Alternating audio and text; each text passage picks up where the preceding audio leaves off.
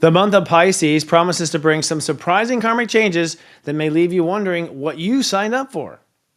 And bringing those changes is Mars direct, Venus going retrograde, and then we got a big old full moon lunar eclipse, and it is going to rock your reality. We'll cover those details in streaming. Keep streaming.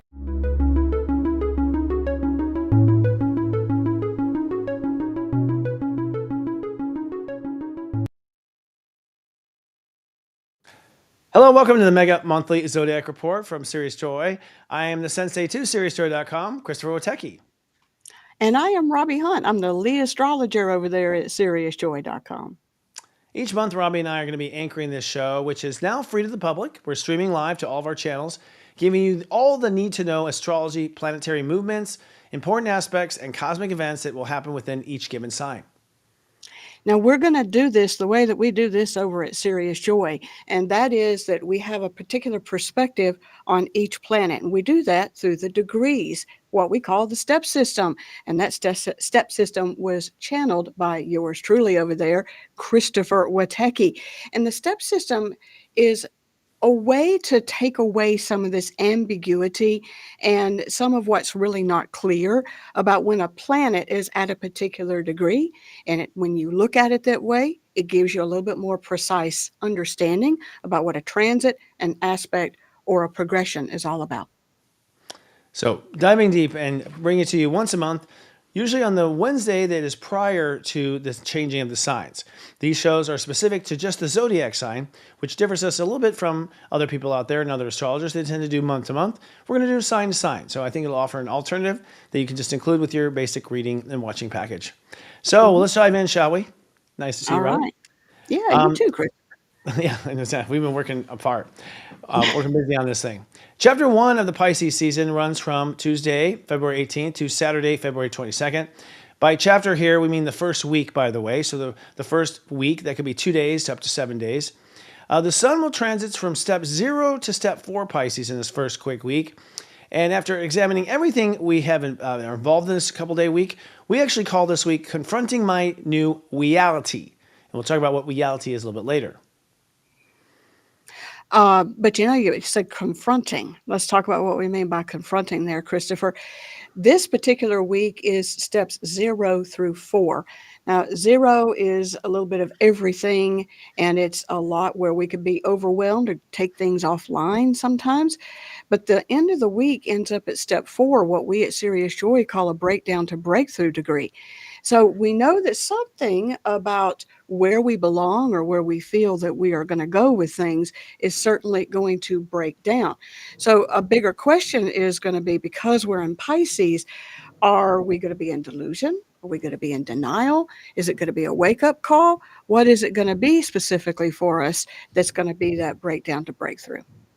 Yeah, actually, I think the two hardest days on the steps are step 2 and step 4. Step 2 is when things get really emotional. And in Pisces, emotional means lessons around compassion and self-forgiveness, particularly with yourself, forgiving yourself. And step 4 is when you realize that your approach to yourself is just not the highest perspective, which is self-love. So pretty interesting there. Now, the subtitle for chapter 1, sorry, Robbie.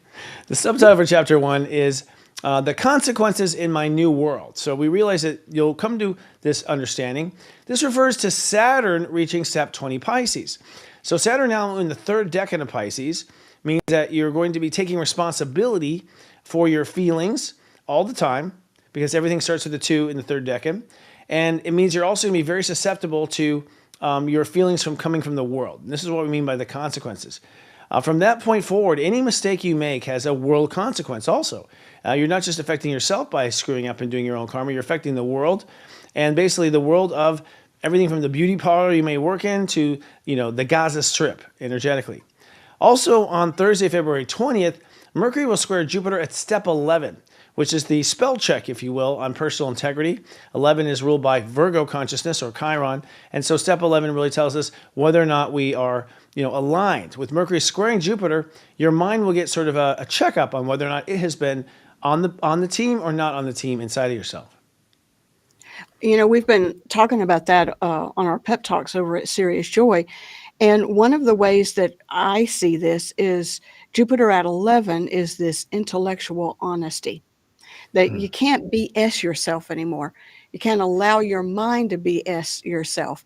And meaning breaking down fear, breaking down what you may be hesitant to think, or just basically using that 11, which is that integrity step, and using it to love yourself some more, but also to love truth. Isn't that an interesting way to look at it? To feel that idea of truth, but the truth is in your own self. So to me, Christopher, that whole Jupiter at 11 has really just been hammering intellectual honesty with yourself, with situations, and meaning that you're also attempting to look at it in the most honest and transparent way that you can, even if you wince just a little bit about it. I think we're really looking at things in a very honest way that we haven't done before. Interesting, yes. And I have to say, just lastly on that intellectual honesty, I think you know better, but now you can't deny that you know better, right? It's kind of like Yeah, it's one of those things that's undeniable for ourselves. yeah. There's no wiggling out of it, in other words. With yourself, Yeah. people may not know yet, but you do. Hmm. And that's the power of 11. Now, we always do a question of the week here on this show. We've been doing this show privately for our subscribers only, and now we're bringing it to the public every month. And the question of the week to ask yourself is, does my body accept or reject this reality that's now forming? That comes from the fact that the earth is in Virgo. And so, as you are committing to your heart's new spiritual intentions with yourself with the sun in Pisces, you are embodying that in your body. And so, your body is going to be really the instrument here in this first chapter as to whether or not things are correct. If you are getting sick or breaking down or having issues with your health, it's a clear sign that you're BSing yourself somewhere, maybe not in that intellectual honesty or living true to it. So, ask yourself, does your body accept or reject this reality? And if so, why? Well, and let's add to that, talking about Jupiter at 11. 11 is a Virgo ruled degree, which is where Earth is going to be during this Pisces transit opposite the sun. If you are not being intellectually honest with yourself, if you are trying to weasel out of how you feel about something, if you're not seeing the delusion or the denial, I offer up, you're actually going to feel it. You're not going to feel good. You're not going to feel like going anywhere. You're not going to feel like you should be doing anything. You're going to feel, I think, a degree of, I don't want to say betraying yourself, but you'll internally know, and I think it'll be not only in the your internal your heart, but just viscerally how you will feel about it as well. What do you think about that? I think step 11 adds to it too. And so ultimately it's going to be a feeling. You're going to feel whether you're in integrity or not in integrity. And 11 is also the body. You're going to feel in the body. So I think it's smack on. It's true. And this is where Hmm. humanity's a little lost, is because we're so dominant with our intellect. And we don't give emotion or feelings any credibility whatsoever as being intelligent. It's almost like they're tonsils that need to come out. And the truth of the matter is, a sentient being, which is what we are, relies on those feelings. And so this is just one example, I think. Well, feelings are information, right? And we we use feelings to navigate this world, and especially in Pisces. And God universe certainly speaks to us through the whole feeling state of awareness. So I think we're going to be real aware of that during Pisces. Yeah, the entire time. In fact, you've been in denial. It's coming up. Price is going to reveal. All Yeah. right. So moving to chapter two. Chapter two of the Pisces season runs from February 23rd to March 1st, and we'll be covering steps 5 through 11. Now, what's important to note in the step system is 11 is the end, technically, of your body and what you become, but chapter 2 actually starts at step 10, just so everyone knows.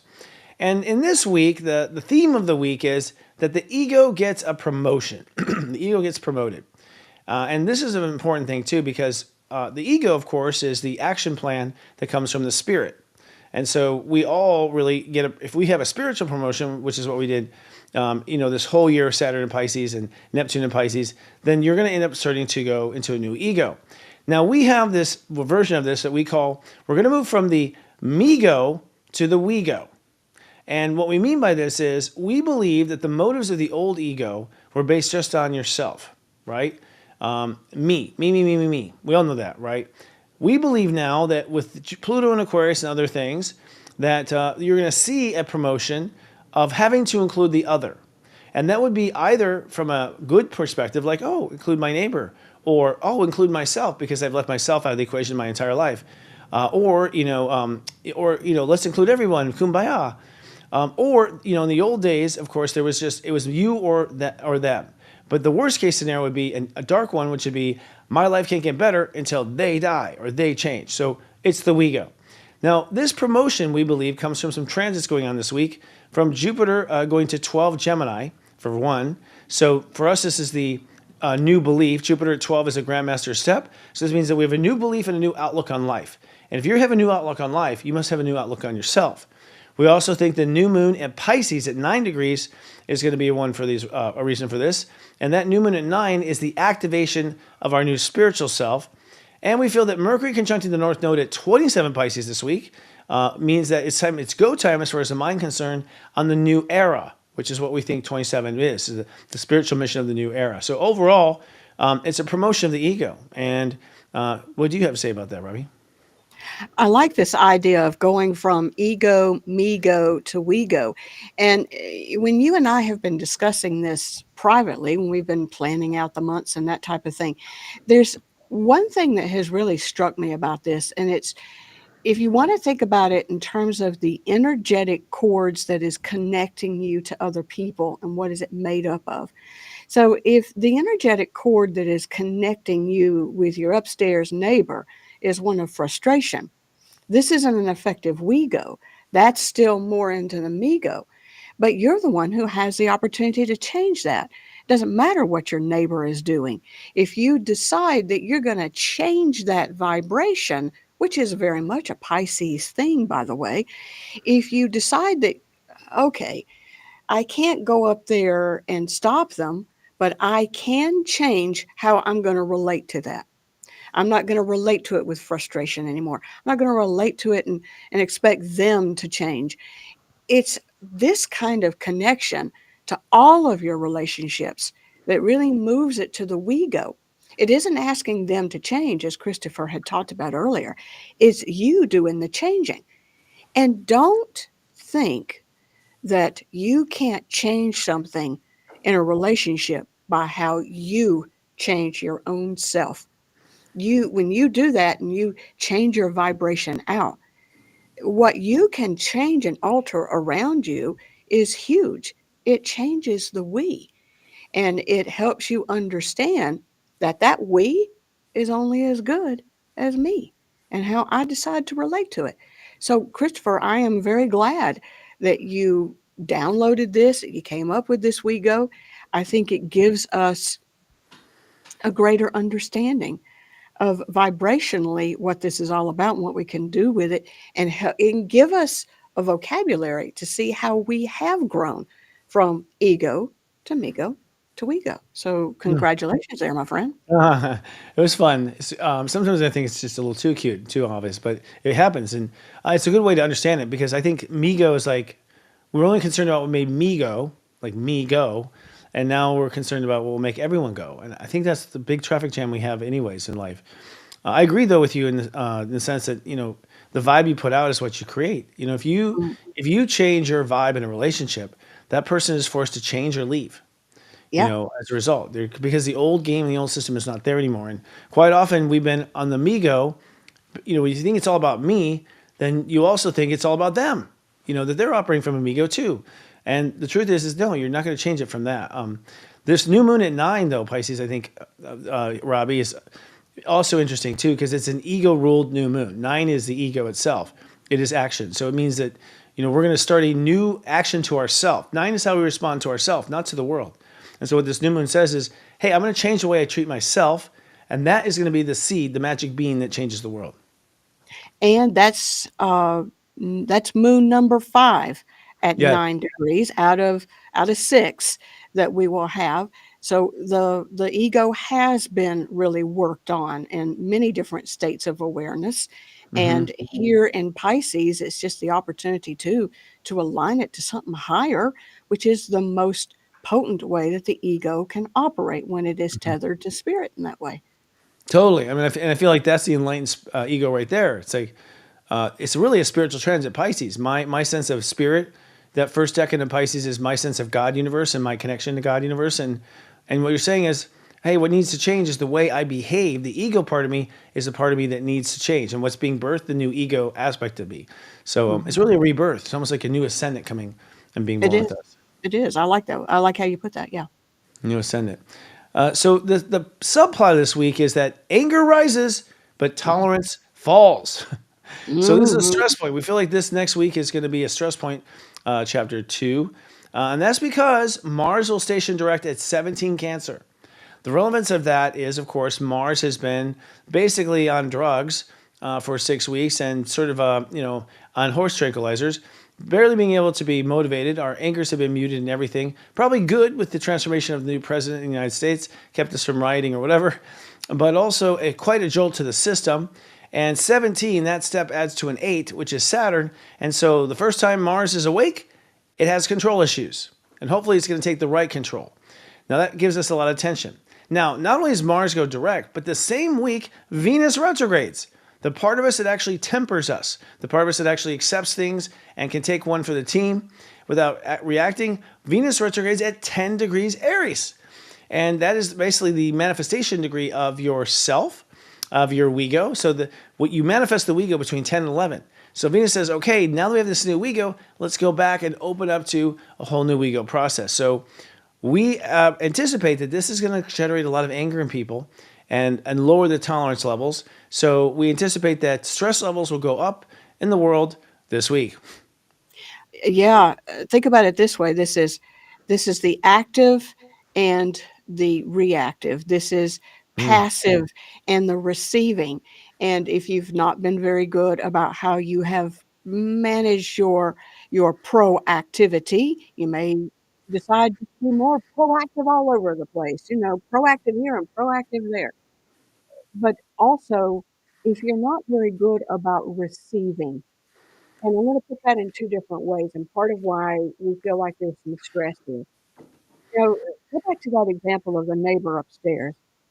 You do not have to receive the frustration. Now, this isn't denying that they're making noise and it's inconvenient, but you don't have to accept the frustration of it. You don't have to accept the frustration of all this stuff that's going on out there in the world right now, whether you agree or disagree with what's going on. You don't have to accept all of that. The proactive, Mars direct at 17 Cancer, the proactive is just being into a more rego part of it, being more responsive and not reactive to it. And that 17 Cancer, that 17 net 8 is a Saturn ruled degree.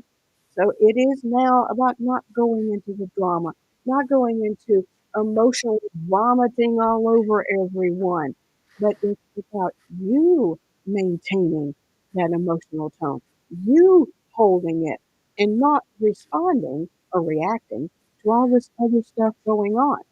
But, you're one who's a little bit more enlightened in all of this stuff. A lot of the people around you are not. So part of why we're bringing this up is not so much about you being that way, but those around you. So to understand what's going on, that you don't get yourself a little tempted to respond in a way that wouldn't be very good. Yeah, interesting. I think it's being aware of how you respond. I think it's the most important critical aspect to this test, if you will. And I also feel that a big part of this season, as we put in this new we go, is it's time for we to go. Like there's going to be a lot of separations, and I think divorces, and I think break aparts because we just come to the final undeniable evidence that it's just not going to work. You do you, and I'll do me, and that means it's going to be somewhere else. So Well, interesting. and if I can, Christopher, let me just add one other thing. Given that this is in Pisces, Mm. if you want to really go to the extreme about where some of this anger rise and tolerance falls kind of thing, you may find that in the religious community Mm. Yeah. and the light walking community that is more still in the ego than Mm-hmm. in the ego. So Yeah. that's one place, given that we're in Pisces. So I would watch out for the very, very fundamental stuff. You may find them trying to seek some control in places that's not theirs to control. Indeed, I think what Robbie's referring to there is the fact that it's been our observation at Serious Joy, just working with light workers, that yes, you were exceptionally talented and ahead of the game when it comes to connecting to spirit, which means you put little attention on developing ego.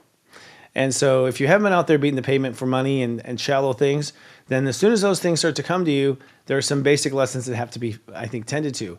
And so it's ironic that, sometimes the community that calls themselves high and spiritual would have such junior lessons to happen in the ego. So I think those come up for sure, right? Even with myself, as I say, watch as they do, not as they say. Now, Mhm. the key question to ask ourselves on this week is, where is my old Migo betraying orders? Betraying orders. This is to me the most difficult part of changing your ego, is that you set a rule and then that hot dog breaks it. And remember, all states of awareness have a mind of their own. Every state of awareness is self-aware and conscious. So, when you tell your ego no, the first thing it does, like a dog, is try to get over the fence or get under the fence and dig through it. And so really, this comes from the Earth in the first decan of Virgo.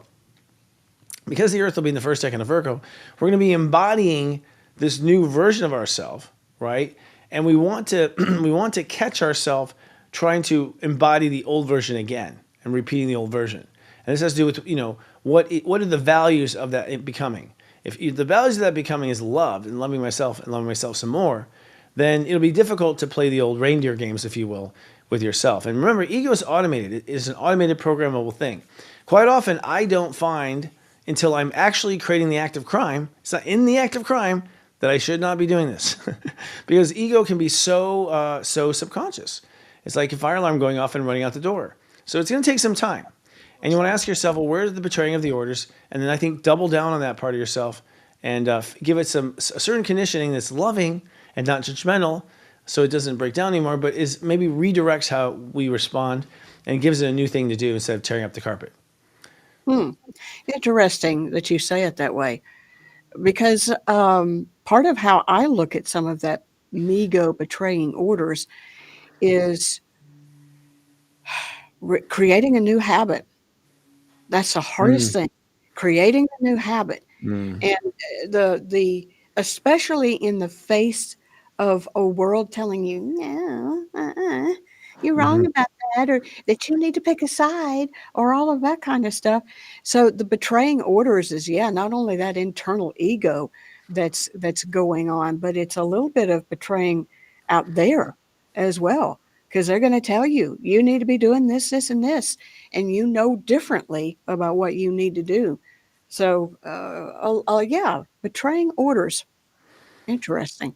Yeah, Sometimes, and outer too. yeah, I'll tell you, if I change, I'm really actively changing. The people are telling me, "You never change. You always are in the same old thing." It's like I'm actually changing right now, But you mhm, see the response, like the universe resists, And I yeah, think especially with ego and ego stuff, the universe resists when you're making change. If anything, I now look for the resistance. If I don't see it, I don't think I'm really changing. So I actually look for the outcries as evidence that I'm doing stuff. and, melancholy is a big thing with Pisces. So that could be something that people would really attach to during Pisces as well. The melancholy of how it used to be, and no, it's not going to be that way Hmm. anymore. And, so the resistance to the change, thus betraying the orders.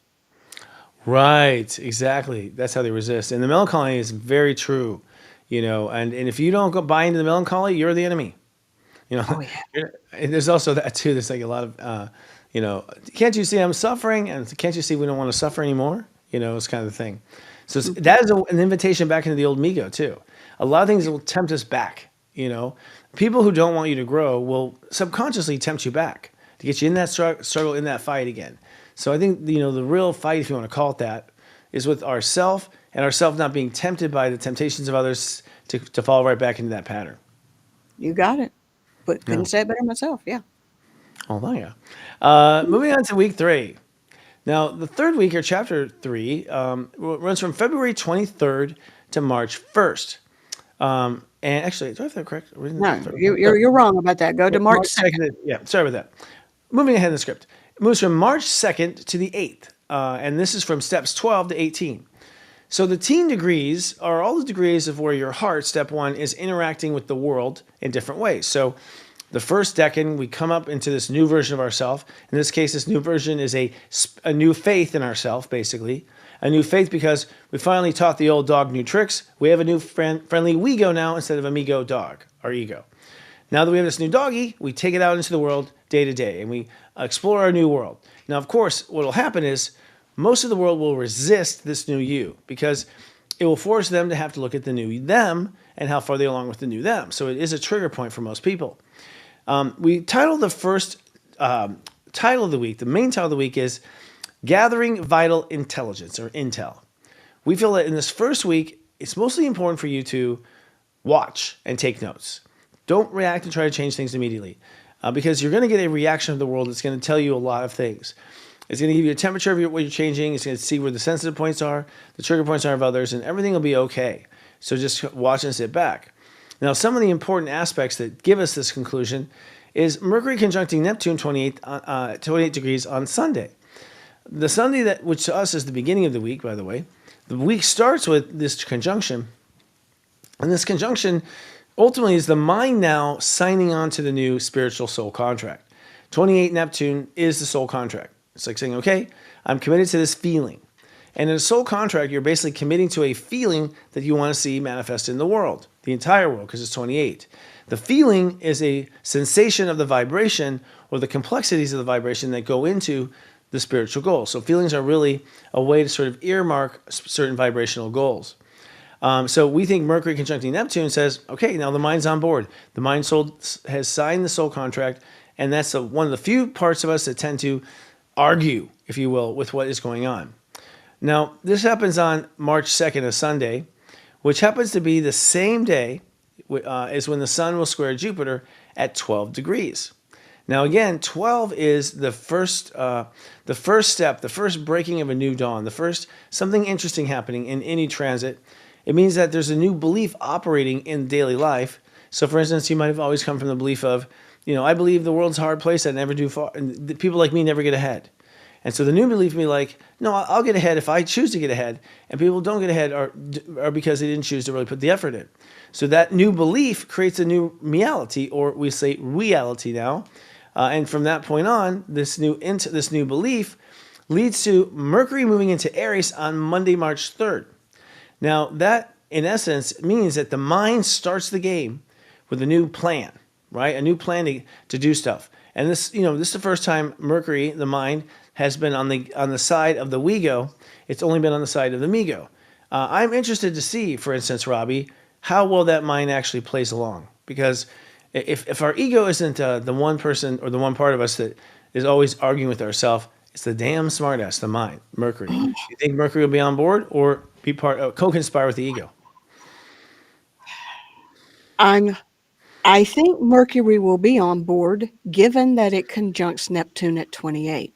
So this is the mind actually trying to make something Brainwash. happen. Okay. But Jupiter over there in Gemini, the sign that Mercury rules, squaring the sun at 12. Let's dip into the step system a little bit here, Christopher. 12 degrees, we call that an I learn state of awareness. And it's a learning state of awareness because you're on a new path. We talk about step 12 being something of discovery, curiosity. And the reason that you're in those energies is because you're looking around. This is all brand new. And that's why we say that you're gathering intel. But the intel is not only coming from Jupiter being there in Gemini, but it's the sun in Pisces. So your intuition is getting intel, and so is your mind. This, though, is a reminder to not let your mind override what your Pisces sense is getting, that the intuitive sense has valid information. And I think because Mercury conjuncts Neptune, it takes off some of Jupiter and Gemini's tendency to just go mental, to go into the mind stuff, and actually make the mind understand what the intuitive sense is getting, because the mind hasn't been in this place before. The mind cannot help you right now. The mind hadn't been in this kind of history, in this kind of world, but your soul probably has, and is coming picking up from it from an intuitive sense. So during this particular week, it's going to be real important, Christopher, I think, to also really listen to your intuition. And then the very next day, Mercury going into Aries, hopefully we are taking a more improved mind into the ego as well. Yes, I think I find, I don't know, watching My Mind, which is a comedy. Oh, you got That, to bring popcorn to that one. Yeah. yeah, yeah, that yeah, the conjunction of Mercury and Neptune is usually a divine inspiration that comes to the mind. The mind thinks it came up with it. It doesn't even know that it came from nowhere. It doesn't pay attention to the fact that it just popped in its head without any logic or any question that was before it, right? So look at how smart I am, says the mind. I came up with this answer out of nowhere, right? And tends to then, ignore the signs if they don't add up to the conclusion the mind wants to make. And so I feel like you're right. This new mind is either going to have the programming in it to always check the intuition for a counterbalance, or it's not. Right? It's just simply not going to, and so it's going to become foolish. And this is kind of the difference where, Neptune is delusional or Neptune is spiritual. If the mind is looking only for evidence in daily life of its pre-gone conclusion, then all the Neptune evidence becomes delusional. And this, you pulling all the information down to serve a mindset or an ego set. If, however, the mind was in a listening position, where it's observing and taking in facts rather than telling us what's right and what's wrong, then you can be in a true divine inspirational aspect, I think, of this. So it's interesting to see, which way the mind will go. But also with Mercury in Aries, the mind jumps to conclusions. The mind is only based on the end of the road journey, not basically the destination, not the path. The mind is arrogant at times with Mercury in Aries, and the mind skips steps, I think, too, with Mercury in Aries. So Mercury in Aries can be a little dangerous if not watched. It can be. And I think for those who might want to just pay attention to what other people in the world will do with that, who are not very self aware, part of how I call Mercury into Aries is the bloviator. The bloviator, they know everything and they're going to tell you how much they know. And they don't need to gather the facts, they just know. So, Mercury going into Aries, and of course, it's going to retrograde in Aries too. So, I would watch out for the bloviator, and don't pay attention to the bloviator, because they're just running their mouth, just running their mouth. So that would be the United States. Just kidding. Are all these this characterization? I agree. Where they're basically just coming up with stuff to win an argument. They're not really the motive behind is to win, right? Yeah. Which Yeah. is Not what to educate, to win. Yeah. yeah. Well, the me, not the we. Look at how smart I am. Look how dumb you are. Kind of thing. Interesting. And this leads us. I don't think we ultimately Mercury goes into Aries on March 3rd. But I'm looking for the key question here. I'm not sure what it was for this. Oh, actually, here we have Signal to God. We have the subtitle. Here we go. The subtitle this week now is "The Signal to God is now encrypted." That's the way we kind of put it. The signal to God is now encrypted. And we mean that because Neptune moves to 29 degrees Pisces on Monday, March 3rd. So 29 is a very interesting degree or a step number, because the 2 in the 29 is emotion and the 9 is the ego. Or is it the we go? I don't know. Which one are we operating from? And so at this point, we go to a complexity where one must be very focused, like a meditation, in order to get the truth out of that degree, to download truth from God universe and not have it corrupted by your feelings from the past, step 2, or your feelings from the present, step 2, or not have it corrupted by your ego, me-go, we-go, responding to it and trying to bring it down. The ability to bring down integrity by focusing on how we feel and what our heart tells us is really difficult. And so for most people, that Neptune signal, as far as we're concerned, is scrambled and encrypted. This happens on Monday, March 3rd. At the same time, another powerful transit this week is the Sun trining Mars at 1 degree on Saturday, March 8th.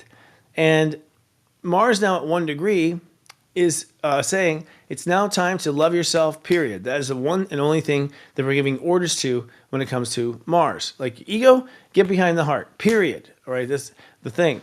Now, sometimes Mars will get behind the heart by yelling at the person and barking at the mailman, or sometimes Mars will get behind the heart by taking the inner child out for ice cream.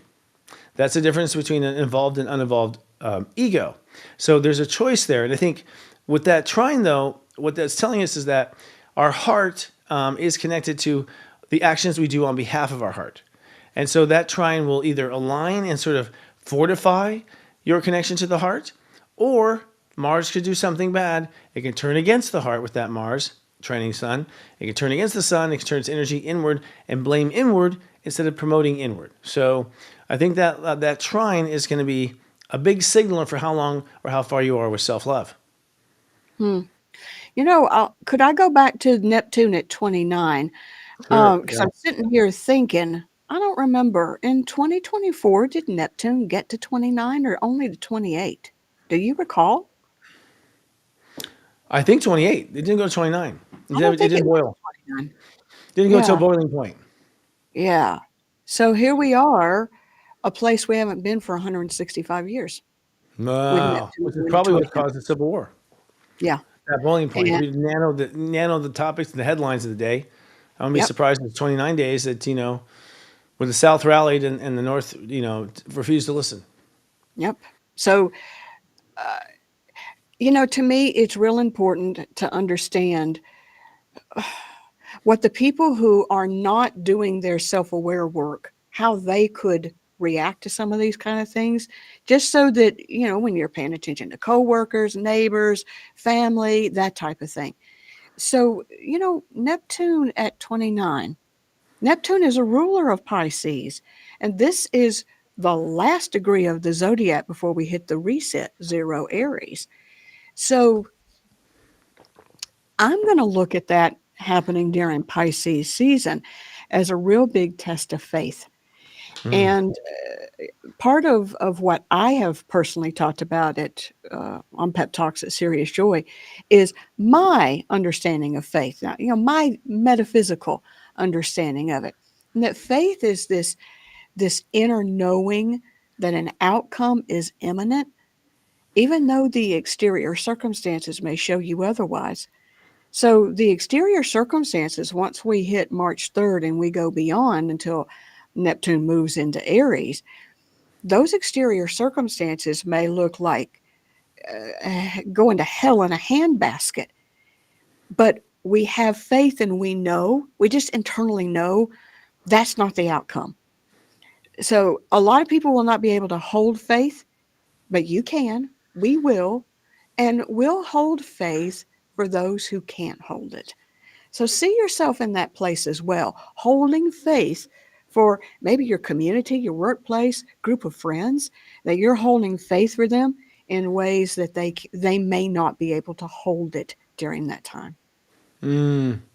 Yeah, actually, 29 degree could be a world crisis moment, in the sense that something seems to scare the shit out of us.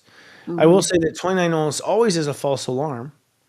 And in a way, it's sort of God's way of preventing things from happening.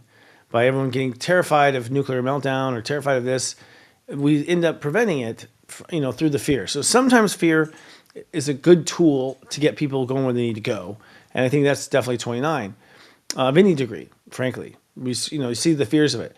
But it's also the Grand Master degree. In other words, it's a degree that only a small fraction of the planet is capable of doing at any given time, just based on our abilities. And the reason is because it is the 29 matrix. You have the 9, the ego, and the 2, the emotion.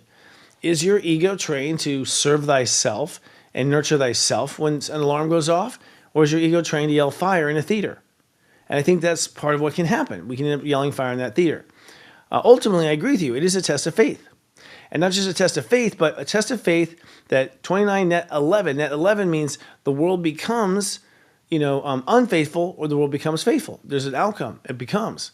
And then that 11 nets to another 2, which means that then we feel like the world's falling apart, or we feel like the world's coming together. But there's a final proclamation of our feelings. So it's something where I think a person has to set out to our advice, and it was my advice to my subscribers and my personal clients, is you have to say, you have to plan ahead of time the way your ego is going to respond to your feelings, like a plan. So every time I freak out, I'm going to tell myself this. I'm going to go do this. You have that plan in action. Sort of like what happens if a fire alarm is pulled. There's a plan already in action. And having that pre-plan, preparedness basically, to be a fire marshal instead of a firefighter. Let's figure out how we can prevent the fire. Let's figure out how, what we can do next time to prevent the public outcry. To go ahead and put those in place and do the drills, I think ultimately is what's going to give you a passing grade on this. But for those who are do-gooders, you will be tested, no matter how good you are, right? And for those who are not do-gooders, you will be tested also, and no matter how not good you are, right? So it's a tested degree no matter what happens. And I've never seen anyone get out of the test, frankly, not a person. I'm going to go get a fire hat. I'm going to go get one and put it on my desk or something like that to remind myself that I have my faith fire marshal plan and everything is fine. Yeah, totally. There you go. That's a cute way of doing it. Invoking the Yeah, inner child, I think, really helps that, for yeah, sure. certainly. So that brings us now to the key question of this month. Hmm. And ultimately, we feel like, you know, this key question is something that you have to ask yourself time and time and time and time again through the whole week to make sure that you're keeping your life on track. And if you just ask the question, answer it, ask the question, answer it, it's a simple tool. We give it serious joy to go for it. The question is, what is God's role in my daily plan? My daily plan. Do I have the cipher? Now, the cipher, of course, is how to translate this ahead of time, which is kind of what I just said in the 29th degree, that you have this plan ahead of time. You have the way ahead of time to decode this. And so to ask yourself, what is God's role, going on in this particular moment? And if you find God's role, in other words, God's role would be where spirit injects, where something happens that wasn't planned, something that happens that no one would have thought of. And, to see where that's playing out in your daily life sort of gives you, basically from the mundane, I think, gives you the evidence to not argue with yourself that things are going to go horrible and to stay in the faith energy that things will be just fine like they always have. Every time I've always thought it was going to be horrible, turns out I was wrong. It was not. So you have enough evidence there to just go with God's plan from a logical perspective. But you can also, if you kind of know where God's already in your life, then you calm down a little bit about what's going on. So to ask yourself that, I think is going to help. Well, what you do in your daily life is what you're going to fall back on when those unexpected times happen. So Hmm. if you're securing that faith every day, then when the big stuff happens and it hits you in the face like this, you've already got the tools. You're not having to go searching around for them. You've been doing them every day. So you've Hmm. got the tools. And then just, going through a 29-degree transit is a whole lot easier because you've already done it in small little pieces. Mm. Little bitty pieces, little True. bitty I think bite it's important. sizes. Yeah. Let's do it again.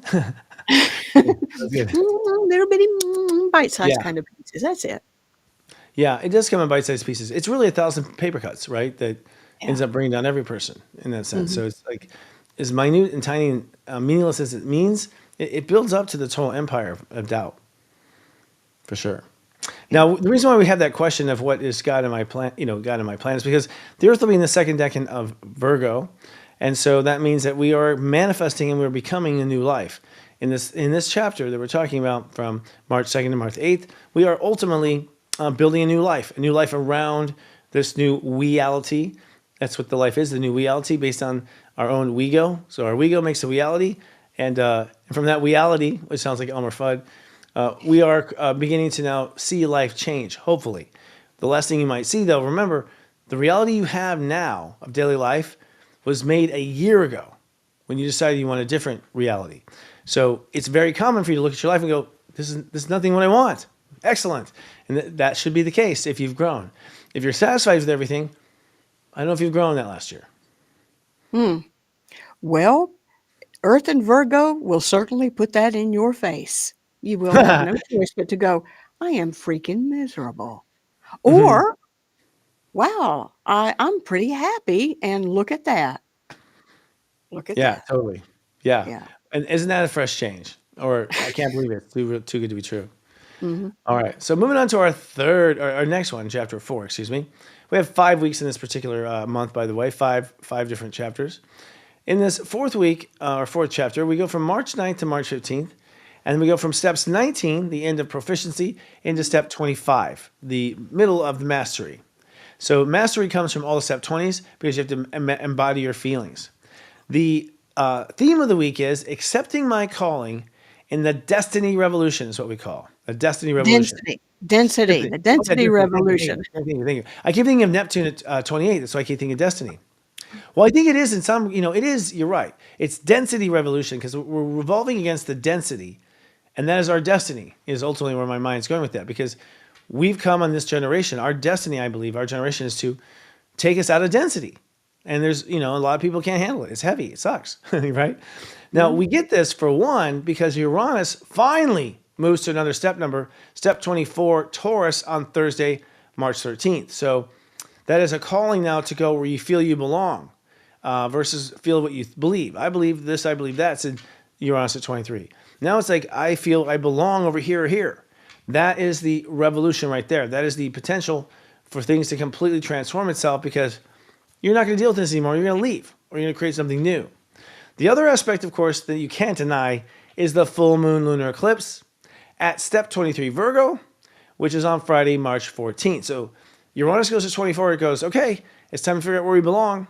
And the lunar eclipse goes, no problem. I'm just going to nuclear bomb this idea of where we used to be going. I'm going to blow up my vision 23 of reality.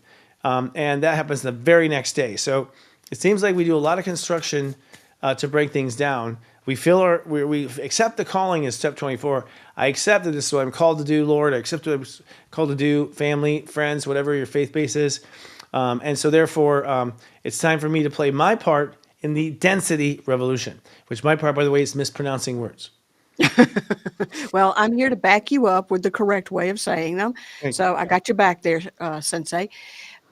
A lunar eclipse at 23 Virgo. If reality is going to be in your face, that's the day it's going to be in your face. So, and at 23 degrees, this mind ruled, I finally understand. I think any of that delusion or denial that we talked about at the beginning of our broadcast today, and this whole thing that Pisces is so well known for, delusion, illusion, denial, going blah blah blah blah blah. I think if there's anything that you've been doing that to and not been actively trying to find out what that's all about, this is a day that could just, that reality could hit you in the face. And your mind will have no other choice but to go, oh, yeah. If your mind has been subject to the bloviator, the air is out of the bloviating machine on that day. Your mind will finally have no choice but to go, oh, you mean I'm the cause of some of this? Or you mean I'm still in the me go? I thought I was in the we go, but I see that I'm not. There's just a whole lot about being able to see reality on that day. But I will also offer up, if you're one who really has been looking for solutions to something, you are trying to move more into the we go, you are trying to better your relationships, you're trying to change your vibe and be more authentic to yourself. If there's a linchpin that has been missing, something that you haven't been able to figure out, I also think on that lunar eclipse, that information could be revealed to you, that you would finally get the aha moment of, oh, that's what I've been doing. And so if you get that, and these things can be, 2 days before or after when the real apex of them is, but it could be 6 weeks afterwards that you get this information. The aha of how maybe your mind has been tricking your reality. So I would put this date on my calendar, and any kind of observation about yourself that you get, seriously, the aha moment about, you got to pay attention to it. That is the information that you've been looking for. And when it happens on an eclipse, this is life changing. So this is a big deal, especially given the day before Uranus moves to 24. It's been sitting at 23 for months now. And the fact that it moves to a degree where you can open up to a new way to manifest your reality, and then this information comes the day after, that is a series of events you can't ignore. That's God, universe, not just winking it, going kind of winking at you to pay It's something you attention. can't unsee. There's no turning back. Some sort of undeniable truth comes to unfold that destroys that idea for once and for all. And sometimes it's a private thing. You've been like, I don't know, and suddenly the evidence is undeniable. I also feel that you're right that the eclipse will bring about shocking, but perhaps shocking truths. Which I think is a theme. With Jupiter in Gemini that we haven't seen a lot yet. But Jupiter in Gemini is really insisting on integrity, integrity, integrity. So it's quite possible there's something shocking that happens that ruins your vision. But it's also possible that you already knew this had to happen, and the eclipse brings you some sort of like undeniable affirmation, right? So I've been thinking like we got to move, we got to sell the house.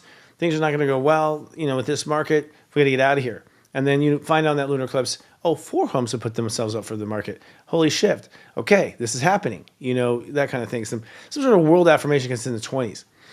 The last thing I'll just say too is that usually because it's a lunar eclipse, we were deluding ourselves about our feelings. Our mind was saying, nah, it's just fine. You're just nervous. It's just stage fright, just this. And, you're projecting things. And then the mind constantly talking you out of because 23 adds to a 5. This is when the mind overrides the feelings or overrides what you believe. Do you believe that? Mind doesn't ask if it believes it. It just goes on with this narrative. So it's a real wake-up call for the smartass that was trying to get away with too much there to justify, despite the evidence, too. Hmm. And I'll just add this, then we'll go on to the subtitle of the subplot of the week. But in all the years I've worked with you, Christopher, it's always fascinating when you say something, the images that come up in my head. And I've come to realize I'm attaching to something that you're speaking, but I'm seeing it in a very different way that something energetically somebody would feel. When you said that, the thing that came to me was my old days in the Mm. news business of if it bleeds, it Mm. leads. And so I'm going to put that two different ways. This could be a day in which we're presented with information in the news Mm. Mm. you might want to pay attention to. Either it is bullshit or it is something that you need to know. But if there is something in your own internal newspaper, your own little world there, if it bleeds, it leads. I think if there's something that's a major energy hole, a major energy suck that you got going on, that's where this is Mm. going to happen. It's going to be big in terms of your understanding about it. Now, I agree with you about the whole, it could be very internal, but at 23 degrees, your understanding of it may be internal, but I'm going to offer up that it is something that you have been showing externally for a long time because that's third Mm. decan Virgo. So you've been showing it for a while. Your understanding and resolution of it may be internal, but believe me, it's something that's been bleeding out and you've been showing for a while. Yeah, the emperor with no clothes kind of thing, where it's just like Yeah. you may think they're not getting it, but they're getting it, and then, like, and now you get it, they get it. So there's like that kind of embarrassing moment Yep. as well. Yeah, we'll see. Hmm. 23 is 23 particularly with the Virgo energy it seems so true, but not anymore, right? Not anymore. Truth is now Right. relative. Now the plot of the week or the main title of the week is thoughtware is erased, and we are memory reformatting in this week. Thoughtware is erased, and we are reformatting the memory. And this means that we are going to realize that our mental operating system is debunked. The way the mind looked at things, there's no putting it back. I can't, there's lots of examples in history. For instance, when the Indians saw, the Spanish coming across this overseas in big ships, they literally did not know what they were seeing. They literally did not know what the hell that was. They couldn't put it to anything. They were just debunked by it because they'd never seen anything like it before. This is where our thoughtware must be erased. It's just like, okay, this operating system doesn't work anymore. And our memory reformatted. That's not a this, it's a this. Now, this comes from primarily the Sun conjuncting Saturn at 22 degrees Pisces. Now, 22 is a Uranus ruled degree. It adds to a 4. And Uranus ruled degree comes from those two twos, feelings and feelings bouncing off each other, creating somewhat of a chaos that leads to a breakdown followed by a breakthrough. By the way, that happens, that loving day, on March 12th. Probably won't be doing this show next month for Aries. I'm just realized that. Oh, Right. oh Yeah. yay. It's only get better. Now, Mercury also this week conjuncts retrograde Venus. We haven't talked about her being retrograde at 8 Aries, which is I don't know what to decide about myself. I don't know what the heck I am. So there's a big questioning of self, and also a quick questioning of reality and fate. And then we have Mercury retrogrades. If it's not bad enough and hard enough, Mercury retrogrades at 9 Aries. 9 Aries is the birth of whatever ego you want to be installing. So our mind's like, okay, I don't know what to think about what to do.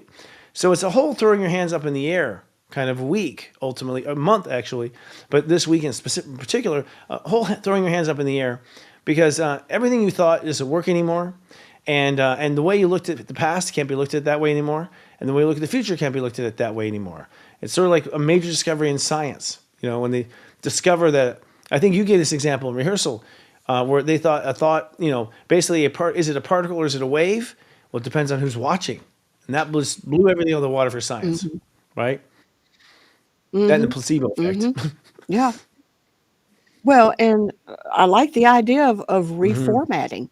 You know, when you reformat a hard drive, you wipe it. You don't change its functionality, but you change how it is going to function. And by the end of this Pisces transit, I do believe our minds will be functioning very differently. Or dysfunctioning for a while. You know, we'll see. Maybe dysfunctioning for Yeah. a while, but Yeah, yeah, totally. yeah. Well, this brings us to the key question of the week. How do I imagine Wetopia? And that's what we're calling the new utopia. It's not use your topia, it's the Wetopia. How do you imagine Wetopia? Yeah. This is where you use the positivity of Neptune delusion in a positive way, you know, which is brilliant creativity, creativity with a K. How do I imagine the Wetopia? Instead of focusing on this isn't working, well, what would? What would that includes everyone? How does everyone get to be who they are and us still get along? How does it actually happen? How do you imagine it? And use that energy in a powerful way. And this comes from the Earth in both the second and third decan of Virgo, which means we'll be making real our new reality in that sense. I imagine you imagine Wetopia as a Wow. 22 Aquarius all the time. No?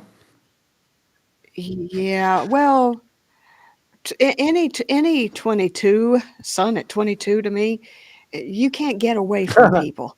You're always you all are part of the Wetopia, which is why Aquas also will try to distance themselves from people because we are so caught up in that vibration. But I advocate that any sun at 22 degrees is that way, just in a different way. Uh, but Aquarius is going to be showing us new ways to integrate with people while still maintaining our own agency and sovereignty. And Pluto and Aquarius is certainly going to be doing that. So we are redefining the Wetopia as we're redefining our own selves. So, yeah, absolutely. How do I imagine the Wetopia? Pretty damn good. That's how I Yeah. And I would imagine it. say the topia comes from what you wish for, you know, not necessarily what would make sense or that is known as possible. It's what you wish for.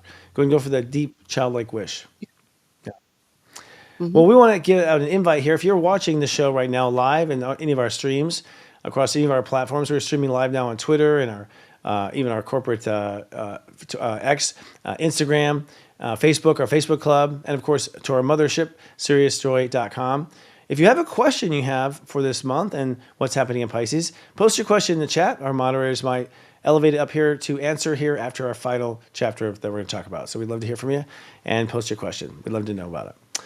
So to wrap up the month of Pisces, we now move to the 5th week of Pisces, or chapter 5, which runs from March 16th to 20th, just a 4-day wrap up of steps 26 to 29. The most important steps, frankly, of any cycle, where you go from commitment and devotion, 26, to 29, where it's tested. It's beta tested to see if it's going to work. This particular last month is themed realizing everyone is not coming with you. Everyone's not coming with you. And I think that's something that's been already hitting home for me, myself. That just, we'll have to talk about it in heaven because it's not going to be done. Clearly, you're not going to leave your position. I'm going to leave my position. Our positions are set. I talked to Rob about this also in a rehearsal. Like, this is probably when, again, the Civil War in the United States was the last time Neptune was at this degree. And I think that this is the point where North and South said, this isn't fixable. They're not going to budge and we're not going to budge. This is a stalemate. We have to escalate this to something higher. So the reason why we come up with this is because the Sun conjuncts the North Node at 27 degrees Pisces on Monday, March 17th. As the same moment, Black Moon Lilith goes to 29 Libra. Black Moon Lilith, of course, being our fears and our traumas that we are experiencing. Well, now fears and traumas go to the 29th degree, the most tested and impossible degree where the ego and emotions are running side by side. And it's in Libra, which is how the world gets along. So we literally get this conjunction of the North Node of like, go this way, right when we're also told that the worst may happen. Or at least we face fears that the worst may happen. In fact, if you're alive in the Civil War, this actually may come up for you. Some of the trauma may be this. You have not felt this since the Civil War. Neptune's not been at this degree since the Civil War. So you may not have felt it or reprocessed it since then. So there'll be a lot of people flipping out from the reminders of that, I think. Now, the other aspect that completely convinces us is the Sun will conjunct Neptune at 29 Pisces. And when the Sun conjuncts something, the Sun brings it into its fire. It brings it into its heart. And so that means that wherever you are on the fear versus faith of 29 Neptune, your heart will embody that or not. Are you going to embody this fear-based perspective? Or are you going to embody this heart-based perspective? That desire to go ahead and go with the fear and plan your life around the fear, I think puts you on one set of the North-South. And I think on the other hand, you're deciding to not go with the fear and choose faith instead, puts you on the other side of, the North or South when it comes to that Civil War. So, so it's a tough week for that first chapter and that first understanding. Robbie, how do you take those amazing transits?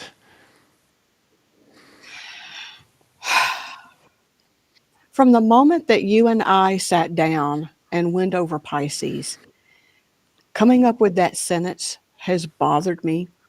Not that it's not true, but I can feel the collective sadness and melancholy of people when they realize that not everyone is going to come with them.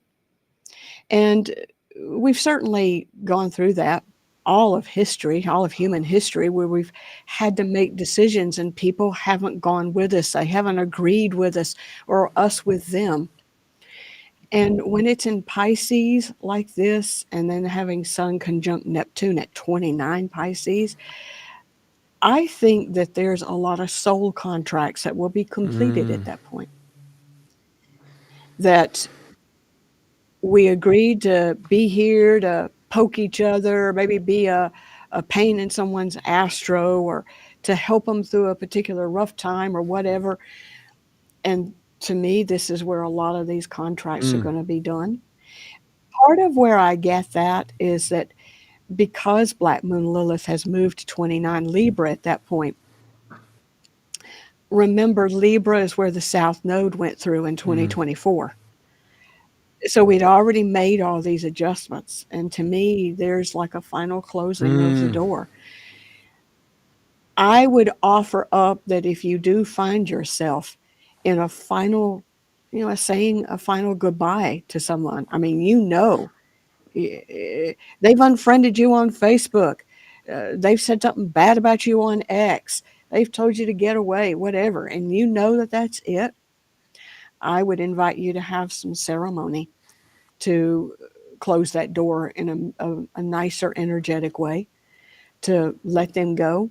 And if you do have any real sadness about it, one of the things that the woman who ordained me, a woman by the name of Cindy Fuller, when she looks at people and the choices that they've made, you can see where sometimes that's going to be a bitter road for them. To just remember this. I love you enough that is not the path that I would have chosen for you. And that if you can just remember that with some of of these relationships that will close those doors, whether they're in this lifetime or a soul contract, that I love you enough that this is not what I would have chosen for you, but that I also respect your choice and what you're going to have to do with that. So to me, it's because the Earth will be in Virgo. I think that that's going to be really visceral, with some Hmm. heartache. Not that we're going to change our decision, not that it's going to tempt us to, but we're going to, maybe with a few of these, we're going to have to take a moment or two and just cry about it. Just acknowledge that it's done, and um, and that this is the way of things, and we'll be on the other side of it. But for that little temporary moment, to honor it, to honor Hmm. it.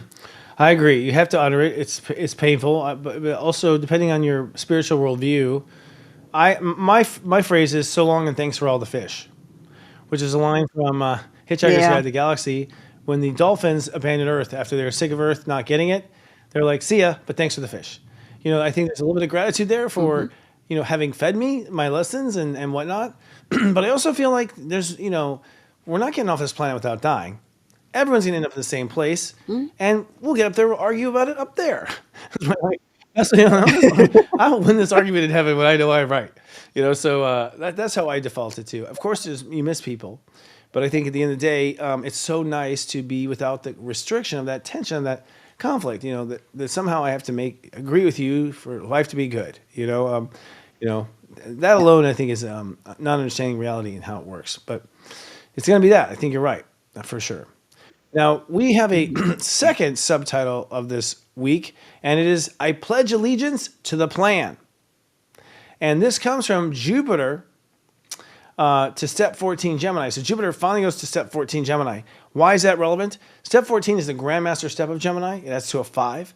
So that means that we now have an outlook on life that is forged. Now, it doesn't mean it's all worked through and all the details are worked out, but it's forged. Like the way you think about life is it. So again, to use the Civil War example, it might be like, nope, the South will never learn. They have to be told, they have to be punished.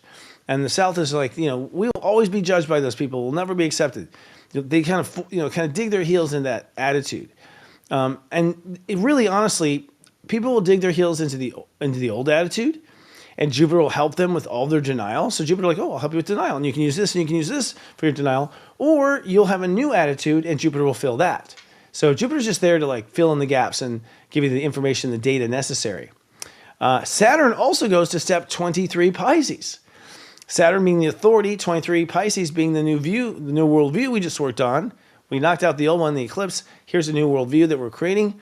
And so that means that we have a major shift, two major planets or two major states of awareness shifting to the next step means that we have a new plan. Something else is going to happen. And what you want to do is pledge allegiance to that. I didn't even think about that being at 23 Pisces at the eclipse point. I didn't even think about that. Oh, Robbie, bad astrologer. Oh my goodness. Yeah. The whatever happens with that eclipse does open the door to making the pledge, and the pledge coming from the heart and the mind getting along with it, being Mhm. okay with it. So yeah. I also think it's Woo, going to be a big second deal. wave of protests because they're both net fives. And so people who are in denial, I think, are going to fight harder.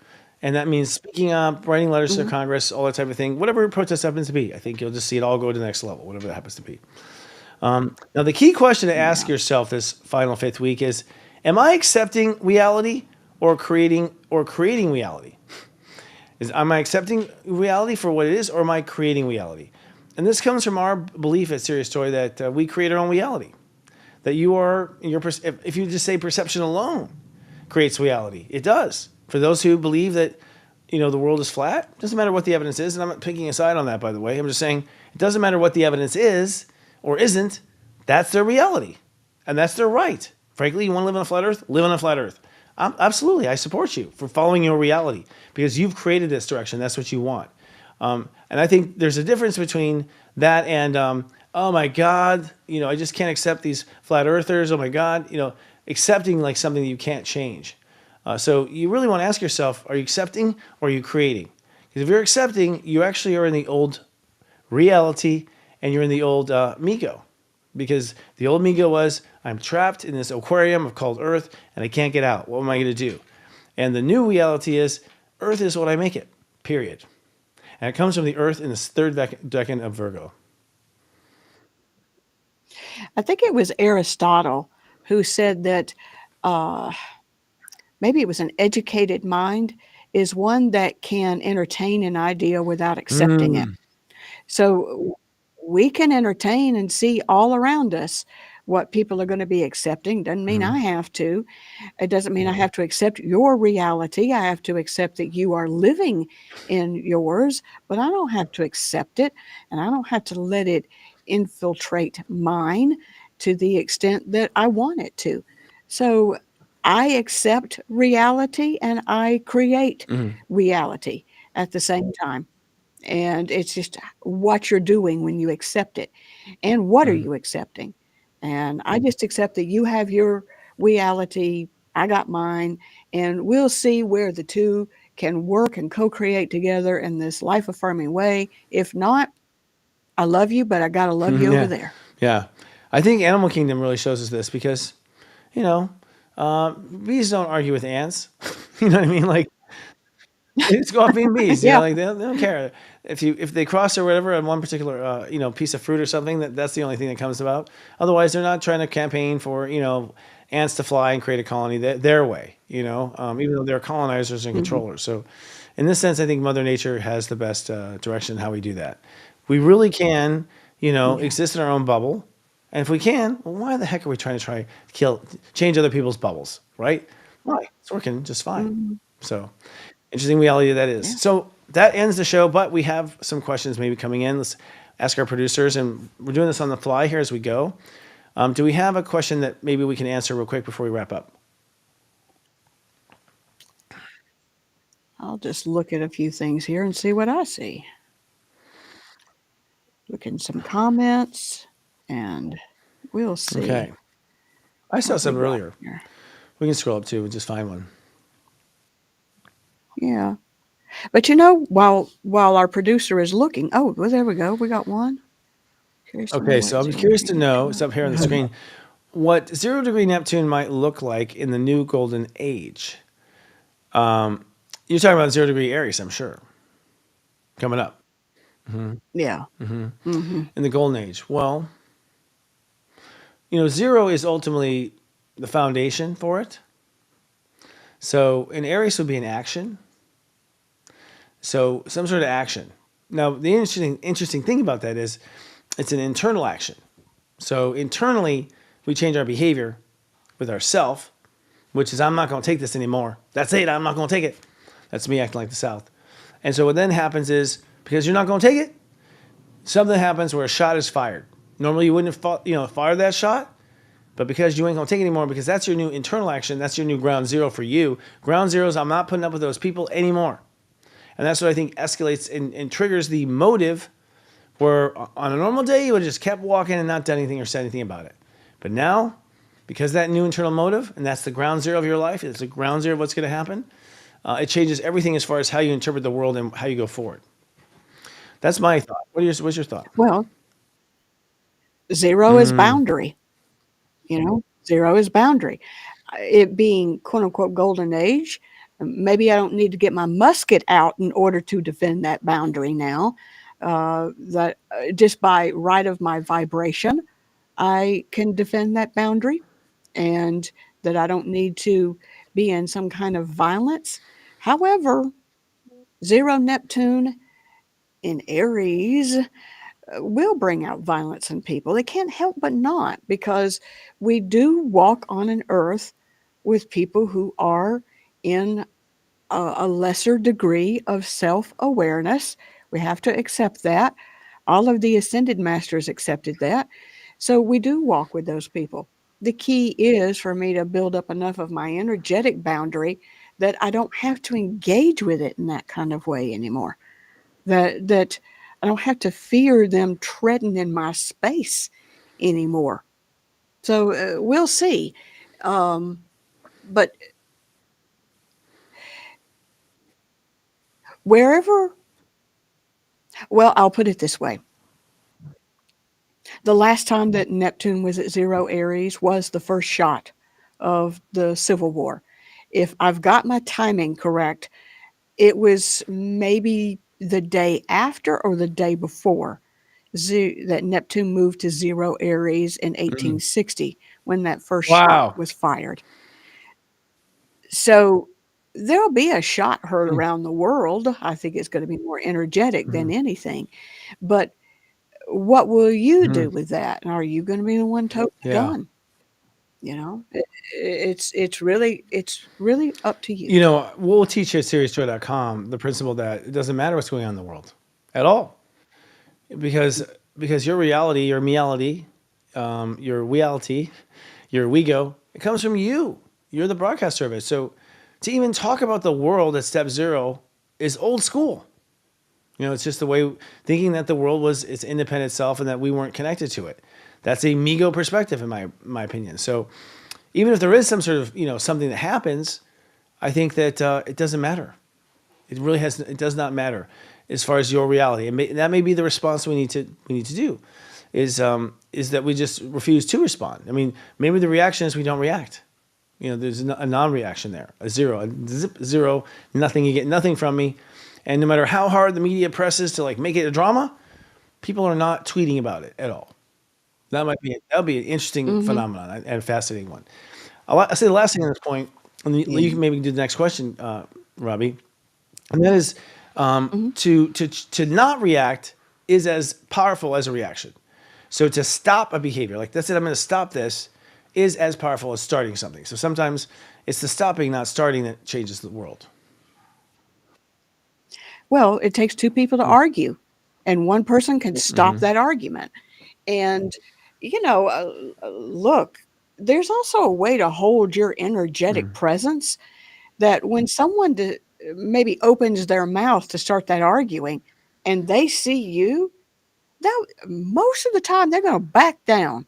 Like, I'm not going to argue Yeah. with her, that type of thing. So we're going to be kind of moving into an energetic, little energetic badass there of, look, yeah, I got my vibrations set. I don't need you in my world. Move along, as they say. So, you know, move into your energy and don't be afraid to let people see your confidence in that either. I'll just add that. Um, the next question that we have,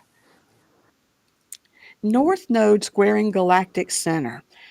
And if so, what position should we take and what should we expect? Yeah, that's going to happen there at 27 degrees.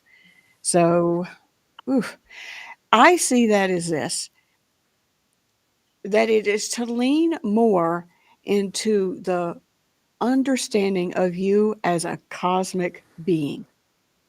That with that galactic center, whenever anything is hitting it, you're going to have to own that you're more than human. And look, there's going to be a lot of the fundamental structures that are going to try to get you down to how small you are, and that you can't survive without them. That you can't survive without their structure, their funding, whatever it is. But no, you're bigger than that. Remember, the galactic center is the center of the Milky Way galaxy.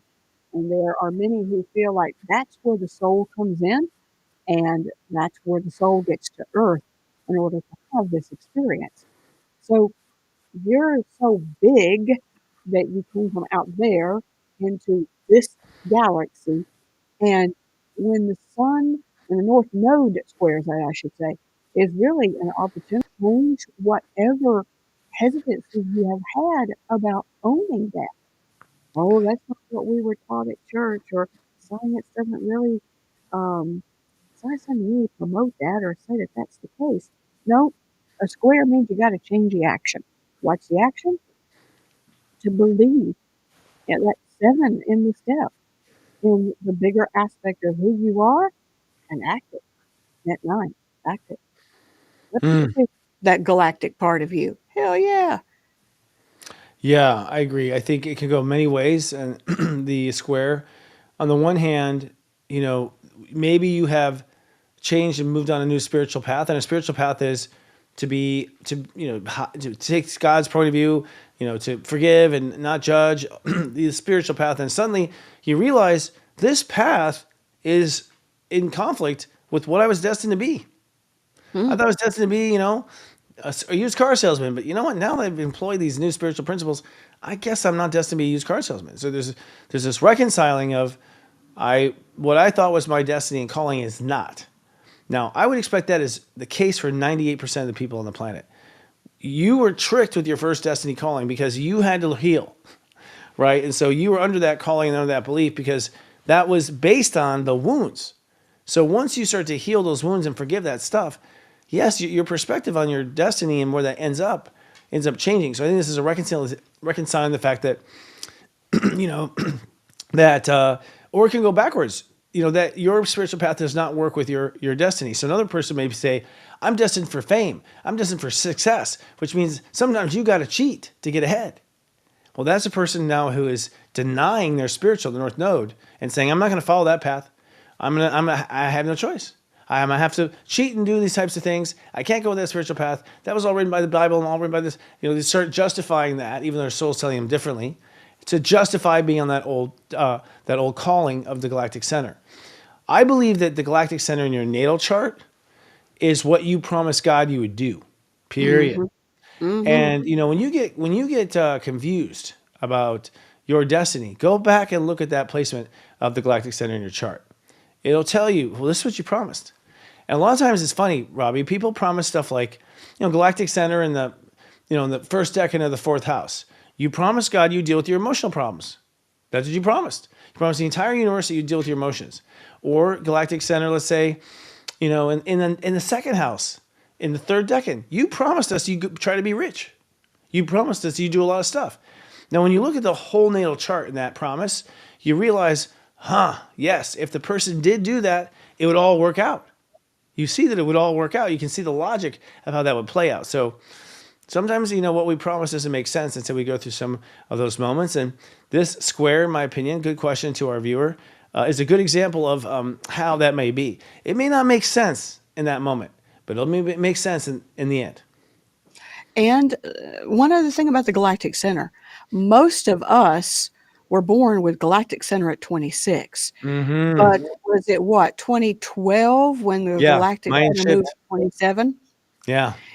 So there are a lot of us who are galactic center 26. We're working with that Saturn energy of that 26 net 8, but we are raising the kids who are at 27, and that degree shifts every 72 years. So it's going to be a while. We're going to have a couple of generations at 27 taking action in a more cosmic way than we at 26 ever thought about. Totally. And so we're the ones that are stubborn, insisting that it must change. And then we tell that generation, you go change it. That's the button. Awesome. In classic style of how I inherited the earth. We're going to change the earth. Now you go change it. It's your job. Right. All right, folks. Well, this is our new edition of the Zodiac Mega Monthly. We're happy to have you here. We'll be back again next month on the Wednesday prior to the change of the step sign. Starting to sound like a kind of a spell. And we are very happy to be here for Soul Service. Now, you need to know that if you like the complexity of what we just gave you, we provide that for all 12 signs individually for subscribers of SeriousJoy.com.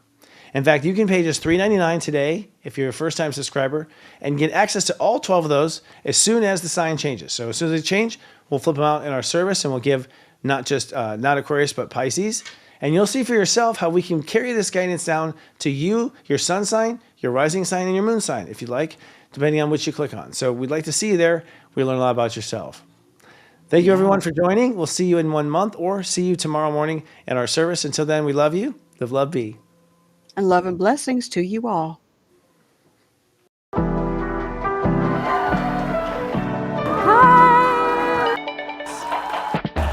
I believe we need to come together once a year. Thank you for believing in yourself. Thank you for believing in us. Where do you need help? What resources do you need? You are much closer to making your dent in social media than you think. You're that leader.